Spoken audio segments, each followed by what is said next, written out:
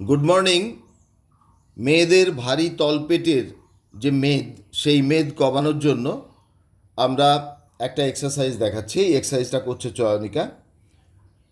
শুরু করবে, শুরু করো।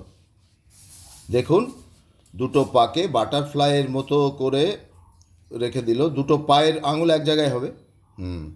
এইবার দেখুন হাতটা কোন জায়গায় রাখলো। এরপরে দেখুন, 1, 2, 3, 4, মোট 10 বার করবে। 5, 6, লাস্টেরটা স্টে করবে। 7, 8, 9, 10, লাস্টেরটা স্টে করতে হবে একটু। Just get up. এটা নিয়মিত অভ্যাস করলে অবশ্য করে মেদ কমবে।